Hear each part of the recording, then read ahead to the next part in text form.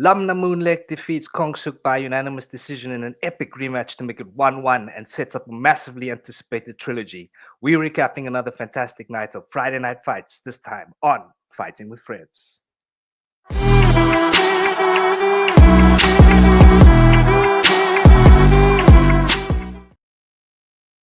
Welcome back to Fighting with Friends, the undisputed African fighting podcast champion of the world. One Friday Fights 105 took place on Friday afternoon at 2:30 South African time from the legendary Lumpinee Stadium in Bangkok, Thailand. Breaking down the card with me today is the reigning defending undisputed vegan champion of the world and our chief analyst, that is, of course, Brother Gaia. What's up, pretty lady? Brother Gaia, what's happening? So Good, as good, always, bro. EG, it is one Friday night, 105, and as always, we start. At the top of the card. As aforementioned, at the top of the card, we did see Lamnamoonlek defeat Kongsuk in a rematch here by unanimous decision. So yeah, epic fight. I think the Yeah, whole card BG delivered. yeah, hundred Of percent. course, not too many household names, but performances of champions. Yeah, and this fight was no Absolutely. exception.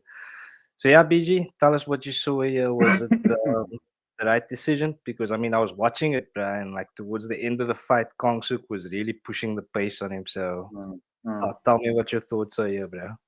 Yeah, look, I would probably say, I actually would say unanimous. I think that the first two rounds was in Lamnamoonlek's favor. It was a little bit of different fight to the first fight. I think the big change for me from the first fight to the second fight was Kongsuk didn't work off his jab as he did in the first one. He wasn't jabbing enough, and I wanted him to do that because that's what Lamnamoonlek was having difficulty with in the first encounter. I think in the second encounter, Lamnamoonlek was a lot more aggressive. I think he was a bit sharper with his counter attacks as well. In the first fight, he was a little bit reckless. I think Kongsuk just was able to piece him up through that fight, through that 3 rounds.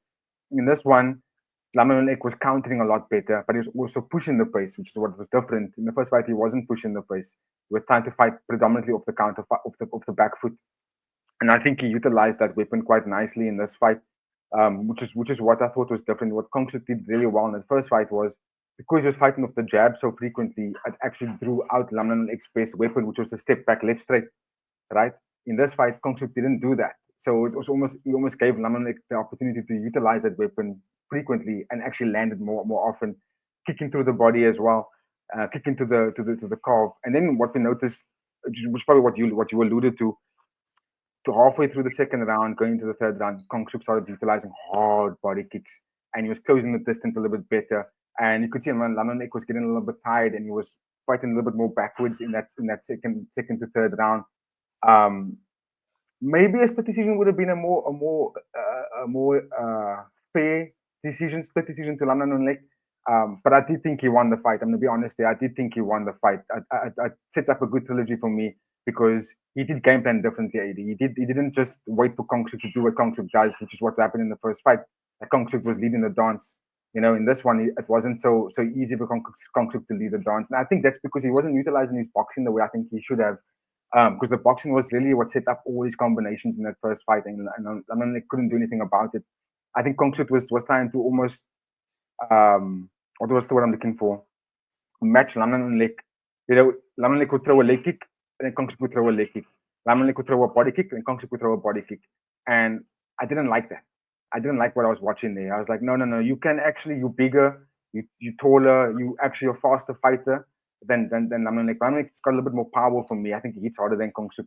But Kongsuk has got great footwork, man. He fights almost like Max. He just moves so beautifully when he flows through his combos, and he wasn't doing any of that in the second fight, which gave Lamnamoonlek the opportunity to just do what he needed to do: hard body kicks, push kicks, walking conflict down round one, round two, and I think that's why I think the decision is fair.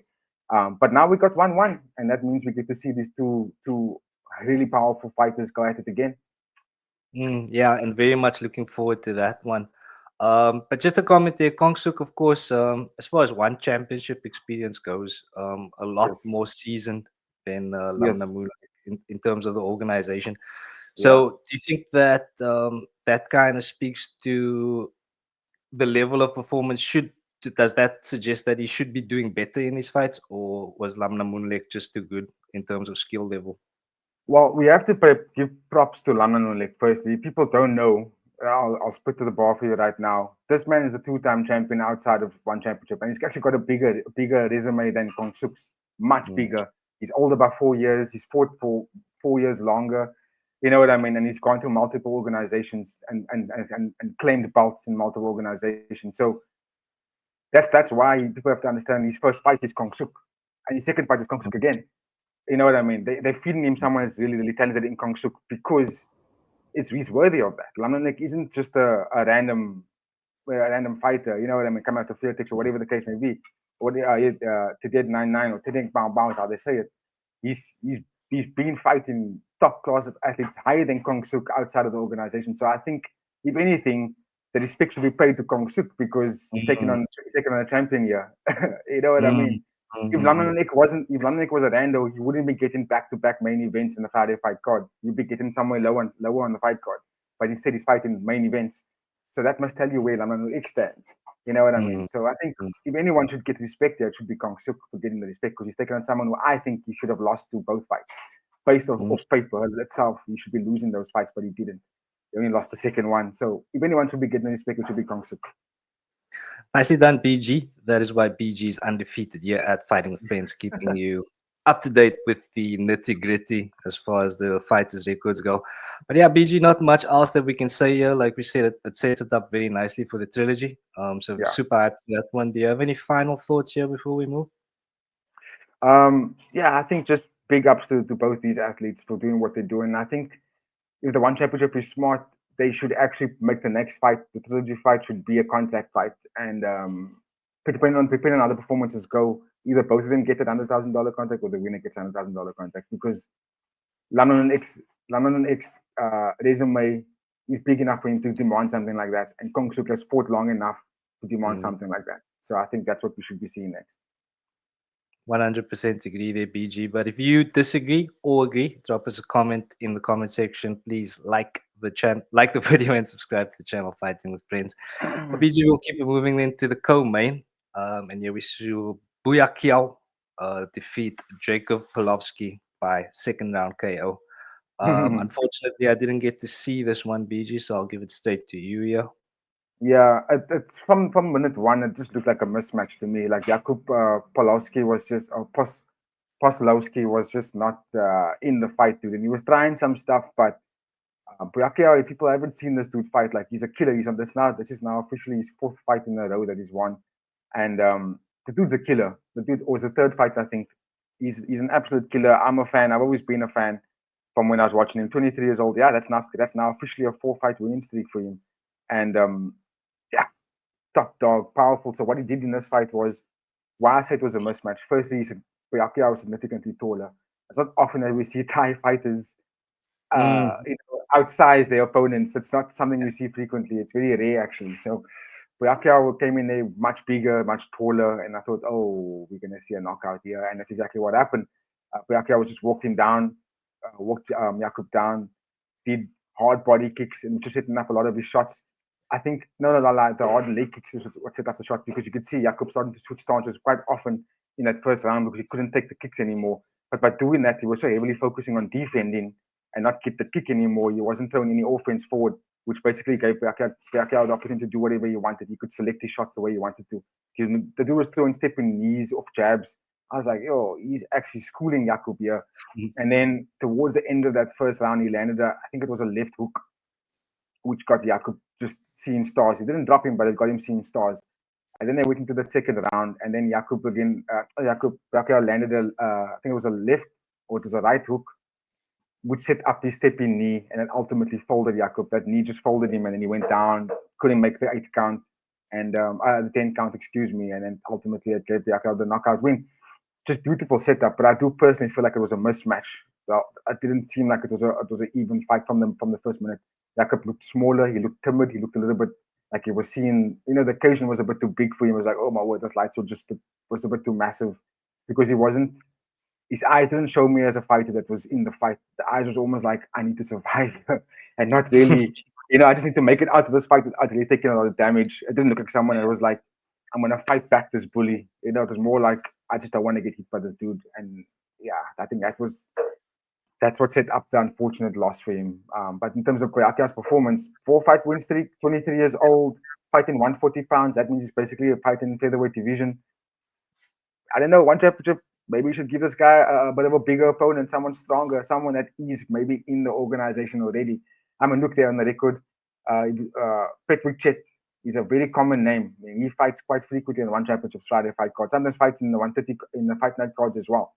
So for that, I would say give Yakao another top class opponent that's in that weight class of 140, and then we could see him maybe climb the ranks. Maybe even give him a rematch against Dennis. Let him get that one back.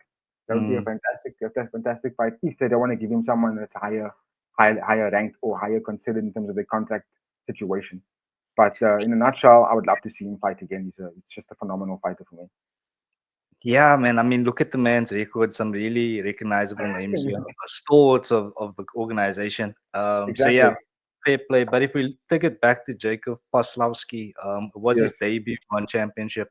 Yes. So based on what you saw on Friday, do you think he has the mettle to stay, or do you think it's going to be a short run for him?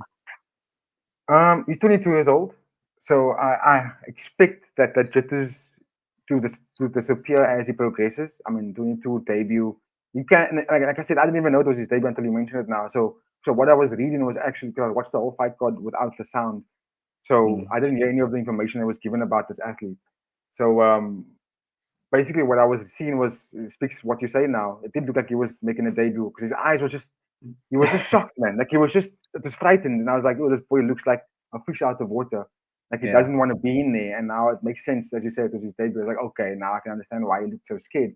But now that fight is done, he took his beating. He knows what it feels like, and now he can come. The only way from here is up. You know what I mean? So he has to come back from this and be a better fighter. Otherwise, why are you fighting? Why are you in this? Why are you in the sport? You know what I mean? The Thai fighters are fighting for their lives. They're not gonna play this as a game. So if your next opponent is gonna be someone just like Byakuya, you might just get another Thai guy that's gonna fight to the death again. So for me, he has to go up from here. He has to go up from here, and either he's got the taste of it, the jitters are gonna be gone, and we're gonna see him fight a bit better come into his next fight. Well, that's what I Yeah, expect. I mean, let's hope so. Because like you said, the man looked like a deer in headlights. So that's Yeah, not a good look, and not in this organization, bro. Because it's killers only here, bro. So yeah, you got to step it up. But yeah, let's see how that one plays out. But okay, BG, we'll keep it moving, man. And we'll go to what okay, I thought was one of the performances of the night. Yeah, Kaltem absolutely. defeating Tuan Tong by third round TKO. Yeah, Yeah, I thought the man was excellent. He was patient in the beginning, and from what I heard from the commentators, he's usually kind of this marauder who always goes forward and is trying to get the finish all the time. But yeah, since joining Fairtex, he's kind of added counter punching and excellent yes, shot selection to his game, which was very evident to see. yeah, He got knocked down in the second round by Tuan Tong, yeah, and a knockdown can either make somebody kind of fold, yeah, but for Koatem, it was the exact opposite. Tuan Tong yeah, woke up the beast here, bruh, and yes, Koatem was just not giving him any space after that. Third round, knocked him down, small blood, got the yeah, finish. And yeah, just I mean, for as far as comebacks go, bruh, this is one that should be studied, I think. yes, PG, yes. from your side, bruh. No, you've described the fight perfectly well. You said that the knockdown was in the second round. It was in the second round when Koatem got knocked down, right? Mm, Yeah. In the first round, I thought he won the first round, to be honest with you. I thought Koatem was yeah, you could definitely. see the work. You could see the work of that counter striking, and you could see that he was really trying not to be the aggressive fighter that he usually is, which is what we saw in the third round. We switched it After he on. got knocked down, he was Yeah, he like, switched nah, it no on. more technique, none of that technical shit, bro. I'm gonna kill this motherfucker. Yes, Kind of, he just you went know? after him. Yeah, and he's also still young, eh? And I was like, oh, okay, we're gonna see another young talent here. Maybe dominate that bantamweight division. But yeah, you're right. He woke up after that second round, and we also have to give props to Tuang Tong. Look, he lost that first round quite significantly. Like he wasn't finding the range. Kao Tem was just speed and power and precision, and he wasn't overtly throwing a lot of combos, but a lot of his single shots were all landing from Kao Tem. Like everything he threw was landing in that first round, and then Tuan Tong switched up in the second round by closing down the distance, not fighting off out of range, staying in range, landing some elbows, really making the fight a dog fight. But then, like you mentioned, it opened up that beast in him because in the second round, the third round he was a different fighter. Kautem was landing more frequently. He was making it firefights every time. Like he was just making it wild exchanges, which he dominated because he's a taller fighter for me. I just a faster fighter, and he was also a little bit more accurate with his shot selection where he wanted to land it. Because I think Tao Tem's face looked busted up after that third round, bro. Like his eyes were pretty much closed. The finishing sequence was absolutely brilliant, and I'm looking forward to the future of Tao Tem. I just want him to. What's the point? What's the point? I was like, is to try and keep that beast more tamed because he's a deadly fighter. And I think when he does go balls to the wall, yes, it looks amazing, but I don't know if that's the thing that's going to get him to the championship. You know what I mean? I think he can bring that out when necessary. If he can control that and Yeah. be bit more precise with when he wants to use that beast, I think he's going to be a very difficult fighter for people to take on in the future. Pretty hard to break down because he's also very defensively sound. Because people have to also remember that first round he won off the counter striking positions. He Yeah. didn't win that first round by walking forward. He won it by walking backwards. That is that's scary. That is a scary thing to fight against. So the future is big for someone like Kautim. Yeah. I mean, it's excellent. Shows how well rounded he's becoming. And like you Yes. said, that beast mode is a hell of an asset to have when you need it. So yeah, if you can manage it correctly, but I think we might be Yeah, looking at a pay-per-view fight there. Hopefully, anyway. I absolutely. mean, I was very impressed with what I saw from him here. But PG, do you Fight of have the any night. final thoughts? Yeah, easily, bro. I mean, and that's That's saying a cool. lot. That's saying a lot considering the fights that we saw on this card, bro. So Yeah, yeah. because there Okay, was so another comeback earlier as well, but I think this one for me really stood out because I was more intrigued to see what Kautim's about. You know what I mean? I was like, let me see what this guy because it's hype around him, and I mm, can see why. I mean, he's jacked, and I yeah, thought he was quite big for the division. I thought he was 140, somewhere there. But when I said it was a 129 fight, like the bantamweights, I was like, yo, but this dude looks massive. He looks really big. yeah. Nah, he's But definitely not 129, bro. He probably cut down to 129, but he filled out to at least 140, bro. He was yo, massive. he's massive. Yeah. Yeah, no way. Final thoughts, PG? Yeah, just grateful for that matchup, and I hope that Kautim can not fight the catchweight fight next, and maybe we can see one championship invest in him a bit more. Hope so, hope so. But of course, ladies and gentlemen, any thoughts or comments, you know where the comment section is. Please like the video, subscribe to Fighting with Friends. If I don't ask, you don't do it. So please do it. But anyway, we'll go to our next catchweight fight here. And here we saw Ubaid Hussein defeat Yeah. Kuzin Salamov by unanimous decision. Mhm. Both fighters undefeated going into this fight. Early on, Hussein applying the pressure, really Yeah. demonstrating how to work in the clinch. I thought in the first Yeah. and second round. Yeah. Yeah. Excellent shot selection. Mhm. Salamov was very, very cocky in the beginning of the fight. Really, you could see that start to fade out of him once he realized he was in there with somebody who was not like anyone he's fought before. Yeah. He did have a better round two, but at the end of the day, I did think it was the correct decision here for Hussein to get the victory. But from your side, BG, what can you tell Mhm. us here? I thought it was quite entertaining to watch this fight happen. This fight was actually supposed to be earlier on the card, but because we lost Tanzin and what's his name, Petrochet, we lost that Mm, matchup. They moved this fight a little higher up into the card, which was really good. Um, I mean, I'm impressed with both guys. I'm honest with you, and what I'm impressed for Salimov about was his durability. A lot of the stuff that Ubaid was throwing at him, I was surprised that he was still standing up. I was like, yeah, how's this guy still fighting back? He should have been knocked out a long time ago, honestly, because the clinch with those knees, you could see Salimov wasn't enjoying it. He had difficulty actually dealing with them. There's moments where every time he was doing this with his hands to be cocky, for me, I was like, no, you're actually not liking what you're feeling. That's why you're doing this. You didn't want to get in that clinch position. So Bade was doing exactly what he needed to do. Pace, hard knees, dominating the clinch, fighting out of the elbows, just doing everything he wanted to do. But he got tired in that second round. Bade was getting very tired in that second round. And you could see he faded in the third round, which I think he mm, actually lost, by the way. I thought Ubaid lost that third round because Solimov came on strong, and I think he was actually that's what I found most impressive about him was that he survived and actually looked like he was willing to fight another three more rounds after that. Whereas Ubaid, he reminded me a little bit of shades of early Yair Rodriguez, bouncing very lightly, throwing some fast stuff, dominating you. But then when that happens with Yair Rodriguez, if he's not knocking you out, if he's not stopping you, he fades dramatically, and then you start putting it on him. And I thought that Dubai was fighting very defensively in that third round, which he had to because he knew he banked the first two rounds really well. But he got so exhausted, and I want to see Ubaid manage that pace because he fights really well and he's very creative and he's got good technique in what he throws, good shot selection. But I want him to almost pace it, man. You know what I mean? Turn on the heat towards the last minute of the first round. Turn on the heat the first minute of the second round.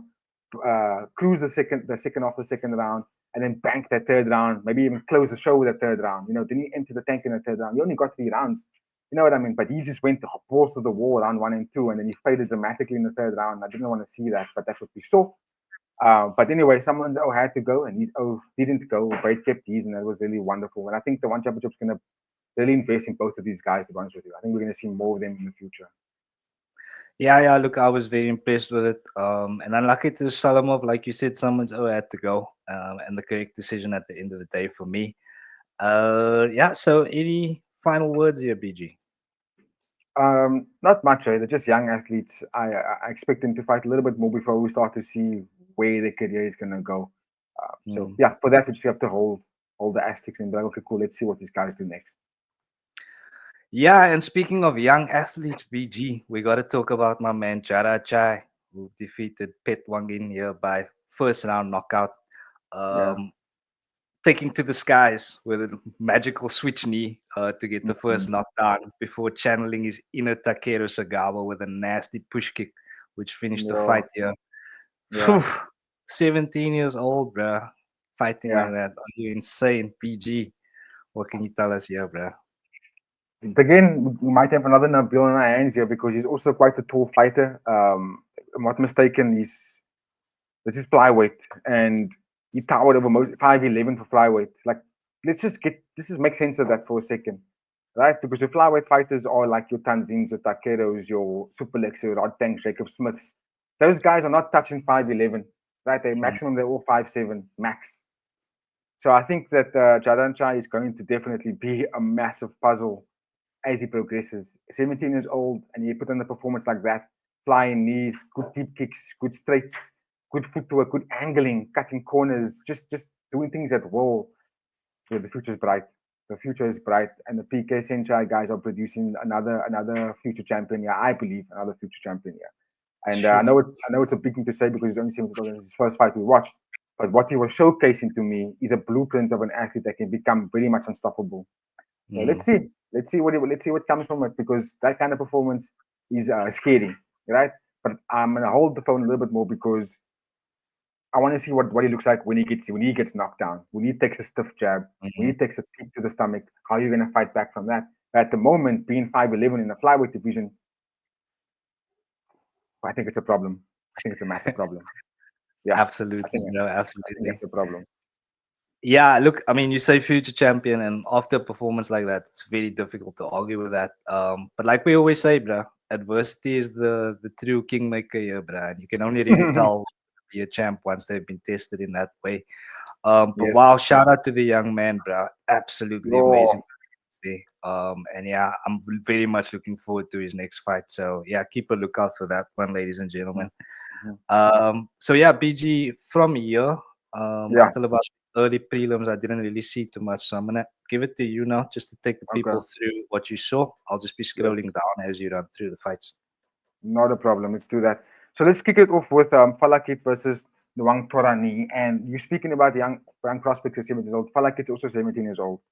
And he also put in a performance for me that is memorable. He displayed a lot of technique, displayed a lot of heart. He also displayed a lot of comeback will, because he was losing the fight. Nwang Torani was blitzing on him. I think in the first 20 seconds, Nwang Torani landed an elbow and dropped Falakit and had him on chicken legs. And then in the second round, Falakit just came back. And you know when a fighter is in their flow state, when they tuck their arms in, but then they walk you down like this, and it's just like, but they walk you down so fast, and they just close the zone, and you can see he's not getting discouraged by anything that Nwangtari was throwing at him. And I was like, oh, okay, let me see what this Falakit's all about, because the crowd was going hyped when I rewatched this fight. I was like, oh, okay, the fans actually love this lighting.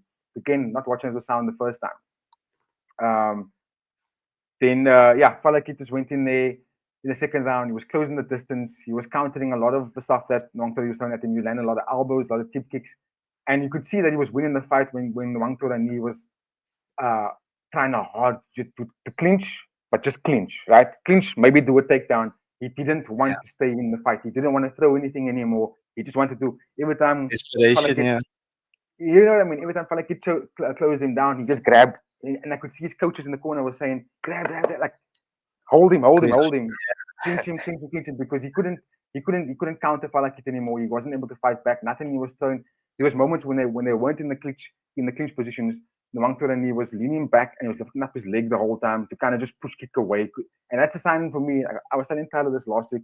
Things that I like to pay attention to in fighters is not necessarily what they throw, like what kind of arsenals they use, because everyone can fight. Anyone, all these guys can throw mad stuff. It's more about body language. You know Mm. what do their eyes say when they get leg kicked and they don't check it, or they get teep kick and they don't block the teep kick, or they don't cross check it. What do their eyes tell you? What does the body language tell you when they get hit? And Wang Torani was showcasing a body language to me of a fighter that just didn't want to fight anymore. He just didn't want to be in there. And in the third round, felt like it closed him down and landed some hard knees in the clinch, ultimately dropping the Wang Torani, and he couldn't make the 10 count and won the fight by third round KO. And for me, again, in terms of 17-year-olds, he's right up there. He's right up there with what's his name, with Jaran Char. He's right up there. Good performance. Yeah, quite a few prospects that we saw on the card here, BG. But yeah, a bit more seasoned fighters here. CS Arani, who is of course a very well-known name around the One Championship. Yeah. He came up against Liu Mingyang, who is a Mm-hmm. very, very illustrious fighter in China. As Decorated. far as Yeah. boxing goes, I think he's like a two division champion or two weight champion, one of the two. Yeah. But yeah, CS Arani getting the job done by split decision here, BG. Right call for you. Yeah, absolutely. Right call for me. And also another thing about Liu Meng Yang. If people don't know, that's fight that he was fighting against Muhammad Sisani was going to be, if he had to win the fight, his 21 fight win in a row if he had to win it. So he was on a Wow. 25 win streak, by the way, coming into this fight against Muhammad Sisani. And you remember you beat Masaki Noiri before this. Yeah. Yeah. So fighting Muhammad Sisani, who predominantly fights Muay Thai, not kickboxing, by the way, speaks volumes to Sarani. Like actually, you have to give him props for that. I know he was on a 2 fight slide before this, but before that he was beating people like Sitacha. So we have to give props to Sarani for going there and putting on a performance like he did. I thought he won the fight because he was more active. He didn't knock Miang down. He didn't put him in on skates, but he had him guessing every time, and he had him rethinking about entries. He was fighting off the back. He was twitchy. He was reacting to a lot of stuff that Muhammad was throwing at him in a way that wasn't healthy, which made him throw second. And if you throw in second, you're losing. So Muhammad Mm. Sisrani was just winning the fight by being active in every second of that fight, negating where they needed to go. And yeah, you have to give props to Sisrani for doing what he did. I thought he fought a fantastic game plan fight by just chopping the legs, chopping the body shots, just staying active enough that Liu could not do anything. And you have to give props to Sirani to put in a performance like that and getting back into the win column because he needed that. He needed to remind the fans of why the One Championship signed him and why he was actually popular before this. I thought that was a really Mm. wonderful performance from him. So big ups to Muhammad Sirani for doing what he did because I thought he was going to lose this fight and he didn't. Yeah. I mean, transitioning from Muay Thai to kickboxing, we've seen many fighters fall short making that transition, and for him to, like you Yeah, said, come up against such a decorated fighter, yeah, exactly. can't say enough good things about the performance. So well done to Muhammad Sirani on the night. Any final thoughts here, BG? Um, yeah, I will say another thing also. Muhammad Sisrani, he's only 22 years old. I thought he was much older than that. I thought he was maybe Yeah. mid to late 20s. But I'm seeing here it says 22, and I think that is amazing actually. I'm and fighting out of the gym of Midi Zatu. That's a fantastic gym. There's a lot of fighters that you will remember from that gym. Big names you'll know from that gym. So yeah, the future's bright. And Adasi is 22 years old. That makes me very excited to see more of Muhammad Sirani. Very excited. Look at those names he beat in there. Avatar, Sitachai. You know what I mean? Shadow also You know what I'm saying? big Sitachai name. is a former champ. You know what I mean? And Avatar knocks people out easy. So yeah, I mean the fight against Shadow wasn't fair. Shadow was twice his size. I don't want to take that fight into account. I feel like that was an unfair fight. Poor matchup from One Championship to have made. All right, so yeah, future's bright for Mohamed Sirani, only 22 years old, which, yeah, for me, that's also a big shock because it feels like I've been watching him fight now for 2 or 3 years. So, Yeah, I mean, it could have been 2 years. Yeah, Yeah, about 2 years. 2 years. But yeah, so he's been fighting since 20. So yeah, also didn't know he was that young. So very much looking forward to him. But yeah, we'll keep it moving in BG. Mm-hmm. Ridwan Nor Siyami Mm-hmm. versus Shota Tezuka. Shota Tezuka getting the job done in the first round here. What can you tell us, BG? Performance, bro. Performance. Beautiful. Shoto was doing exactly what he needed to do, and that was to put the pressure on. Because I think Rizwan was the more popular fighter. I think the betting odds was in his favor, according to some of the commentary on display. But Shota went in there and to just dismantled him. Like he said, the sequence ended with a right straight to the body. He dropped him with a body shot. But before that body shot, he set it up by attacking the legs, right? Then he would actually fake shots to the you'll throw a jab, but then the jab would be a fake jab, hard low kick to almost bring that defense down, and you'll just go into the body. I think before that body shot as well, he landed a hard switch left kick because he was throwing switch left kicks to the head quite often. Pardon me. But then just a moment before that body shot, he threw a switch left kick to the body. And the reaction from Rizwan wasn't that beautiful because he almost grimaced and he was like, oh, and then he dropped his hands and shook it out and took a deep breath and wanted to walk forward again. And I was like, that's a telling sign again when an athlete didn't like that body shot. When they do that, when they take a deep breath through the nose and they drop their arms, that tells you that the time to recover from that body shot. Because then I think it was like 20 seconds later, Shuto just walked him down and just threw a hard straight to the body, and Rizwan just caved, went down, didn't make the 10 count, and put on a good performance from Shooter. And I think I like what I see from the Japanese fighters, man, because I don't think they can handle I don't think they can match the Thai guys or or the region of the Thai guys. You know, the Cambodian, the Lithuanian guys. I don't think the Japanese fighters can match them in terms of durability, right? And also in terms of Absolutely not. Yeah. in terms of power shots, right? The Thai guys and so forth, when they throw shots, right, it comes with so much velocity and heat, right? The Japanese guys are a little bit more selective with how they fight. If you think about it, they don't just go out there and try to pick your head off. They want to do it in a very stylized way and very, this is the list of things we're going to go through. We're going to start with the calves, then we're going to go to the body, we're going to mix up the body and calves, and then we're going to jab and go to the head afterwards. And they're going to do it in that fashion because it's a way that it really dismantles you. The best way I can describe it. It takes away your weapons, man, and you really can't defend this sort of stuff. So Mm. they really meticulous in how they want to take you out, and that's what we saw in Shoto in this fight. I think that's what we see a lot of the Japanese fighters doing in the one championship. Just think about how Noiri beat Tawanchai. He was very strategic and it's really like da da da da da da da da, da, da, and then eventually got the finish. He didn't go in there and just go and then put you Yeah. away. It was like no no no. I'm gonna take you out very slowly. It's like a slow cook, and that's what the Japanese fighters are doing. And I'm very excited to see more of them do it, especially this Shota guy. And he's pulled out nicely. He could be fighting featherweight as well. So let's see what we're doing next for the Japanese athletes. But good performance from Shota. Yeah, man. I mean, it raises a topic that we often discuss here about Japanese fighters transitioning into Muay Thai. Mm. And yeah, to your point there, BG, I think I do agree with that point about Japanese fighters not being as durable. I mean, I don't think anybody is as durable as the Thai fighters, to be honest with you, bro. So, and even the Burmese fighters, bro, the Lithuanian guys, kidding me, bro. Yes, exactly. They born durable from the womb, bro. So it's I think it's almost like they need to be a bit more calculated when transitioning into Muay Thai because they aren't able to be as durable as the Thai Yes. fighters. So they need to game plan a bit more detailed, more meticulously, like you said. Mm, So yeah, mm, mm, I mm. think it makes sense. Yes. And yeah, speaking of Japanese fighters, BG, we have Issei Yonaha, yeah, who came up Mhm, short unfortunately against my Sangarangan. mhm.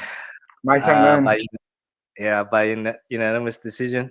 So yeah, I did see some of this fight, and I thought Issa he looked quite good. I actually Mm, thought he won the fight, but I wasn't watching it as mhm, closely as I should have been. So what I saw, he was doing very well, and I was actually very surprised to see that Masangan had won the fight. So what can mhm. you tell me about this one, bro? So this fight actually speaks very much to what we were just describing about durability of the Japanese fighters versus durability of the Thai guys. This is exactly on display in this fight because Yonaha was doing phenomenal, and I always excited to watch this guy because his fight I watched him in I think it was his first fight in the one championship or his second fight in the one championship. I was like, yo, this dude is brilliant. Very, like I said, very meticulous as well. Knows like he boxing combinations, footworks, a bit of what's his name, Vasily Lomachenko, where he dances around you and then you want to jab, but he's not there for you to jab, and he's on the other side of you. He fights like that, man. He's just very fast, very creative, can throw strikes at any way, fight with southpaw stance. And I did think he was winning the fight as well. And but that's what I'm trying to say. Like the durability is definitely on the Thai guy's side because he was taking all the shots, but he wasn't getting rocked. He was just taking it, and then he just waited for his moment to throw one shot and dropped Yona in the first round. Did it again in the second round, dropped Yona again in the second round. So he got two knockdowns in round one and Mm. round two. My son earned, he got two knockdowns in the fight. So basically, by that nature, AC Yonaha was by far behind on the scorecards. He had to get a knockout now. He can't even get a knockdown to get the fight back. He needs to get the knockout to get the fight back.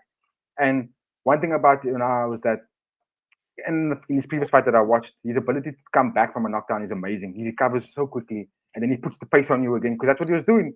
Every time he did get knocked, and he came back and he was putting on the pace on Masanga, and then had him fighting backwards, had him second guessing a lot of stuff. But Masanga was That's just what I was seeing conditioning. there.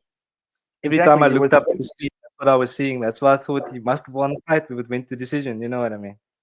But But yeah, unfortunately, the rules, all the knockdowns is obviously yeah, because a knockdown is like displaying that it's the closest to the fight being finished. yeah, That's why they give the ethics so high for the knockdown. Even though I personally thought on the numbers, Masengan was losing every part of that fight. He got outboxed, outkicked. He was outclassed in every section of the fight, except for the part where it came to ending the fight. That's where yeah, Masengan was winning the fight. He was closest to actually ending the fight. Because yeah. in round three, you could see Yona was then had more energy. Masengan had no more energy left, and there was beauty, and I was landing a straight left, and it had Masengan going backwards, like, oh my word, what am I doing here? So if it was a Mm. 5 round fight, he probably would have lost the fight. He probably would have got a knockdown or knocked out. Because that's what Yonah does. He can just turn on the heat on you. But again, the durability is in favor of Japanese of the Thai guys. The power is in favor of the Thai guys. And you could see whenever one punch was landed, Yonah got dropped. So that kind of speaks volumes to what you were just describing. And that's why he actually lost the fight. I was a bit disappointed because I wanted Yonah to win, but I also wasn't surprised at the knockdown. Because like I said, in the previous fights, he did get knocked down and he came back and won the fight by a knockout. But he's there to be hit. And when you touch these Japanese guys, they drop, they fall, they Mm. fold. You know what I mean? So the best way to beat them is to obviously just be very, very defensively sound, keep your guard up. And when you see those gaps, if you land on them, they will fall, they will get dropped. Just don't let them get into flow state because then they will fuck you up. Well said, BG. In that case, we'll keep moving. And we'll go here to Ivan Bondarchuk, who head kicked Abdul Ghazi Yeah. Gaziev into another dimension here. This was a massive knockout. Scary stuff. Ew. And yeah, Bondarchuk, the longer fighter, managed his Yeah, distance very well. He was yeah, patient, shot selection excellent, and yeah, eventually getting the knockout in the second round. So yeah, yeah. excellent performance. I don't have too much else to say here, BG, from your side. Yeah, me too. Because the fight was only in 2 rounds. I could see it was going to end in a knockout just because of again the body language. Gazayev didn't look like he was comfortable at all, especially when he shot for takedowns and it got defended so quickly and reversed. Again, you could see he was discouraged by that. And again, for me, what tells me he was discouraged was when he needed to now fight on the feet. He needed to box back, and his stances was like it looked uncomfortable, man. Like he was swinging in a way that wasn't like the person that is good at striking. His striking defense was very poor. His striking offense was also even worse. And so I was like, okay, this guy's gonna lose the fight here. He's gonna get stopped.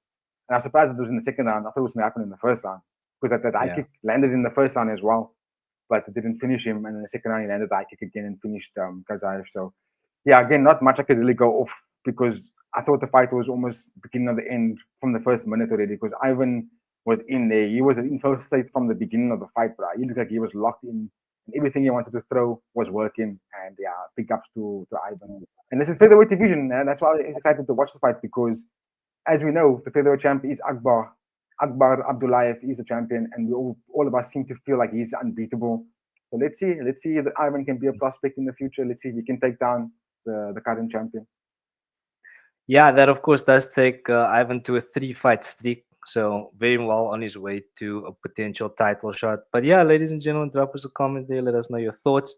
PG will round out now with a submission and Mm. grappling match. And here we saw Denis Sitsi defeat Rodrigo Marello by submission in the first round.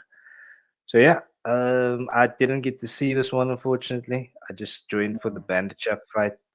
So yeah, what can you tell us here, bro? Brilliant. The fight didn't go that long. Usually, these grappling fights, when athletes are relatively equal, it goes all the way, right? It goes till decision. Doesn't usually end in submissions. But these guys were rolling and looking for submissions from the first minute. Quick takedowns, and then they were really right at it, going for ankles, going for thighs, going for ankles, going for calves, rolling back and forth. The referee was like, catch, catch, catch. I was like, yo, this is what I want to see. Oak's just going for submissions. But unfortunately, my guy, Marwan Fellaini, didn't get the dub. He got tapped out.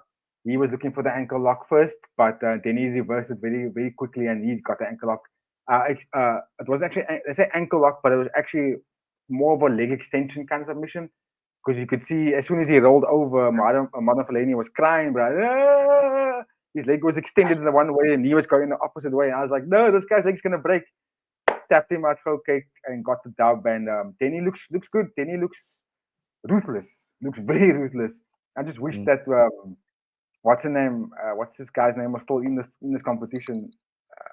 Mikey Musi Messi.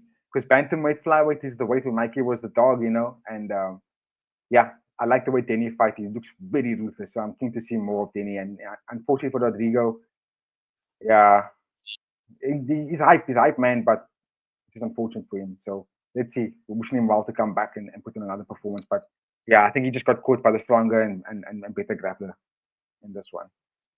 Fair comment, PG. And that rounds out the fantastic night of Friday night fights. But before we go to final thoughts on the rating, BG, I got to talk about the sad part of the card. The Yeah. Tanzin versus Pitsum Kumvit fight was pulled from the card. Mm. Um, any information as to why this was? I've been scouring the internet for some kind of reason, but I haven't found anything. Have you heard anything?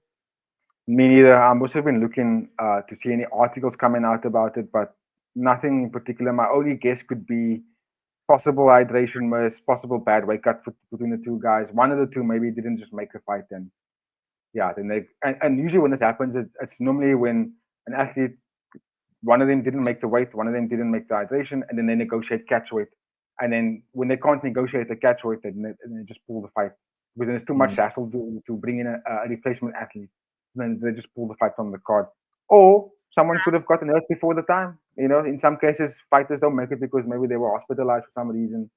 I don't know, but I'm sure we'll get the information as soon as it comes out, and we'll discuss it when we drop our MMA news for one championship in the new week.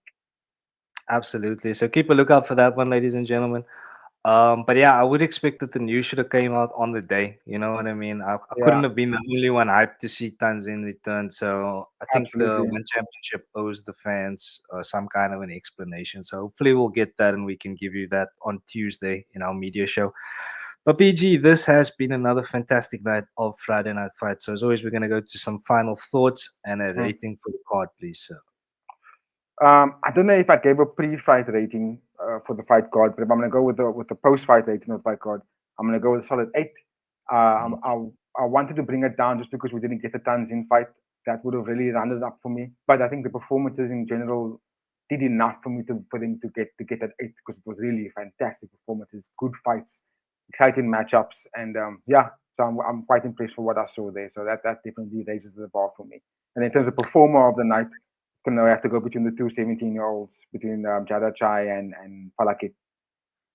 mm, mm. Yeah, I think that's a fair score, PG. I'm gonna go 8.5 just because, like I Ooh. said, the names on the card, they're not the biggest household names, but I thought these guys performed like absolute champions. I thought this could have honestly been a pay-per-view card. Unfortunately, the Tanzin fight didn't happen. Sorry, I say this could have been a pay-per-view card based Hey, on the here we performance. go. I got some news.